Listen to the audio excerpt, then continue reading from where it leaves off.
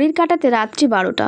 খেতে বসেছি, হঠাৎ করে ওই বাড়ি থেকে আমার মা ফোন করছে যে বোনের নাকি খুব শরীরটা খারাপ হয়েছে, সেই জন্য ওকে হসপিটালে নিয়ে যাওয়া থেকে ভর্তি নিয়ে নিয়েছে।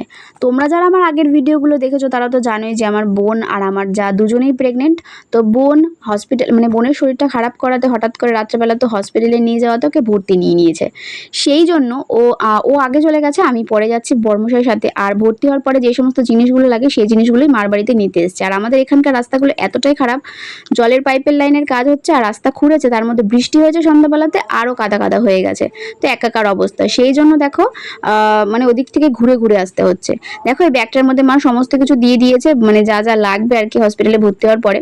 তো সেইগুলো নিয়ে চলে যাচ্ছি হসপিটালের উদ্দেশ্যে। তো চলো, রাস্তাঘাট প্রচন্ড পরিমাণে ফাঁকা, মানে দেখতেই পাচ্ছ তোমরা, কেউ নেই। রাত্রি তখন 12:30টা বেজে গেছে।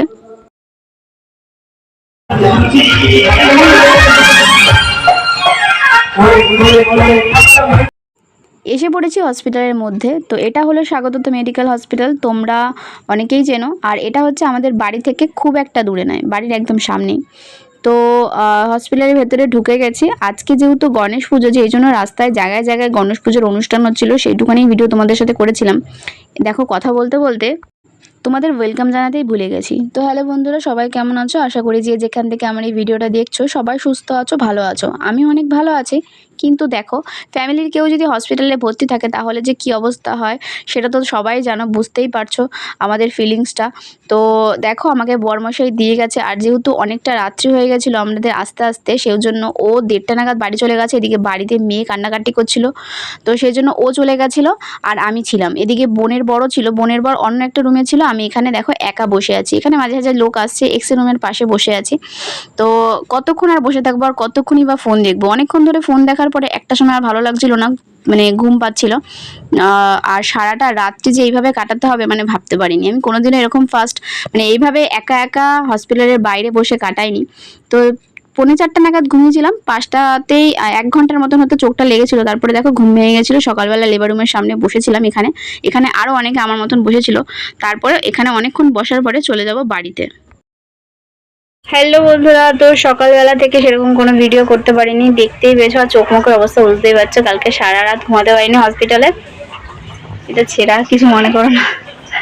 এই যে ওই আগুনে একটু লেগে পুড়ে গেছিল। ছোট রান্নাঘর তো বুঝতেই পারছো।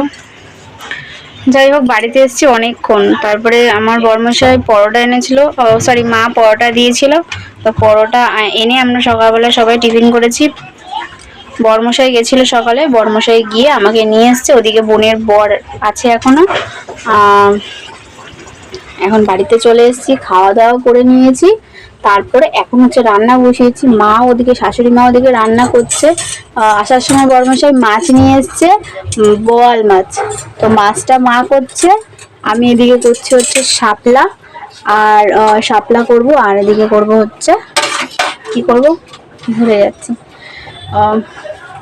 শাক, কলমি শাক। তো শাপলাটা কেটে নিয়েছি, এতক্ষণ বসে বসে শাপলা আর শাকটা বাছলাম। তো কেটে নিয়েছি শাপলা, এখন শাপলাটা রান্না করব। ফটাফট দুটো জিনিস রান্না করব। মেয়ে ওদিকে ছোট ননদের সাথে এক জায়গায় যাবে, তো ও চলে গেলে নিশ্চিন্ত। নাহলে ওকে নিয়ে বাড়িতে রেখে গেলে খুব কান্নাকাটি করে। কালকে রাত্রেবেলা ওর বাবা ওর জন্য চলে এসছে ওই হসপিটাল থেকে, এত কান্নাকাটি করছিল। তো চলো, বেশি কথা বাড়াবো না, রান্না বান্না করে একটু যদি বিশ্রাম নিই, তারপর আবার বিকেলে দুপুরের দিকে বেরোবো। তো চলো। সকালবেলা আমাকে বরমশাই আনতে গেছিলো, আর বরমশাই আমাকে বাড়িতে নিয়ে আসার পরে আবার বাবা মা একটু পরে যাবে, সেই জন্য। আর ওদিকে আমার বোনের বড় আছে। তো সকালবেলা বরমশাই আনতে গেছিলো, চলে আসলাম। সেই ভিডিওগুলো তোমাদের সাথে শেয়ার করতে পারিনি, বুঝতেই পারছো সবসময় সমস্ত কিছু শেয়ার করা হয়ে ওঠে না। তাও যতটা পারছি তোমাদের সাথে শেয়ার করার চেষ্টা করছি। বাড়িতে এসে দেখো টুকটাক রান্না করবো, এদিকে শাশুড়ি মাও রান্না করছে, এদিকে মেয়ে দেখো রেডি হয়ে গেছে, ছোট ননদের সাথে যাবে ঘুরতে। তো ও থাকবে না, একটু রিল্যাক্স হবো, মানে এদিকে ওর জ্বালাতনটা একটু কমবে। তারপরে এদিকে ঘরের কাজকর্ম করে আমি একটু বিশ্রাম নিয়ে, যেহেতু রাত জেগেছি, বিশ্রাম করে তারপরে চলে যাব আবার হসপিটালে। এখন ঘুরতে যাচ্ছি পিপির সাথে। কোথায়? ওই তো একদম কোন্ডরবাড়ি ঘুরতে যাচ্ছি। চশমাটা খুলে দেখা। আমি তোমাদেরকে আমি কদিন ধরে হসপিটালের ভিডিওই দিতে থাকবো, কারণ কি বলতো, আমি যা করছি সেগুলো তোমাদের সাথে শেয়ার করবো। আর দুদিন ধরে এই ঘরে মানে বাড়ি হসপিটাল দৌড়াদৌড়ি করতে হবে, তো এই ভিডিওগুলি তোমরা পাবে। আশা করি তোমাদের হয়তো ভালো লাগবে। তো তোমরা প্লিজ দেখো, আর যদি কোথাও একটু ভালো লেগে থাকে তাহলে একটা লাইক করে দিও। দেখতে পাচ্ছ এখানে শাপলা বটি করেছিলাম আর শাক করেছিলাম। আমার রান্না বান্না হয়ে গেছে, মার ওদিকে মাছও হয়ে গেছে। তো চলো রান্নাঘরটা পরিষ্কার করে, এই বাসন কয়েকটা বেরিয়েছে সেগুলোকে মেজে আসি, তারপরে আবার আসছি। মা বলছিল কি, শাশুড়ি মা বলছিল তোমাকে রান্না করতে হবে না, তুমি শুয়ে থাকো, রাত জেগে এসছো। আমি বললাম না, চলো আমি হাতে হাতে তোমার হাতে হাতে রান্নাগুলো করে দিই, তাহলে তাড়াতাড়ি হবে, তারপর তো আমি শুতেই পারবো। আর তাড়াতাড়ি করলে কি বলো তো, দুজনে মিলে একসাথে করলেও কাজটা অনেকটা এগিয়ে যাবে।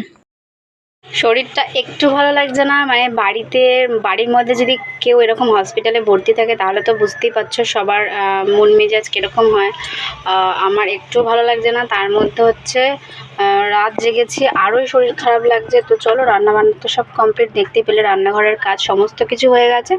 এখন স্নানও হয়ে গেছে, সকালবেলা স্নান করেছি। এখন জামাটা ছেড়ে ঠাকুর নমস্কার করে আসি, তারপরে এসে বাবুকে খেতে দিয়ে আমি একটুখানি ঘুমাবো। শরীরটা একদম ভালো লাগছে না, তো একটুখানি রেস্ট নিই, তারপর আবার হসপিটালে যাবো। তো চলো। এখন বাজে ঘড়িতে দুপুর 3টে। তো এখন খাওয়া দাওয়া করে ঘরে চলে এসেছি, এখন একটুখানি ঘুমিয়ে নেবো, তারপরে আবার বিকেলবেলা উঠবো। তো জানি না কতটুকু কি ভিডিওতে শেয়ার করতে পারলাম তোমাদেরকে। তোমাদের যদি কোথাও একটু ভালো লেগে থাকে তাহলে একটা লাইক করে আমার পাশে থেকো। আর আজকের মতন এখানে টাটা, গুড বাই, সবাই ভালো থেকো, সুস্থ থেকো।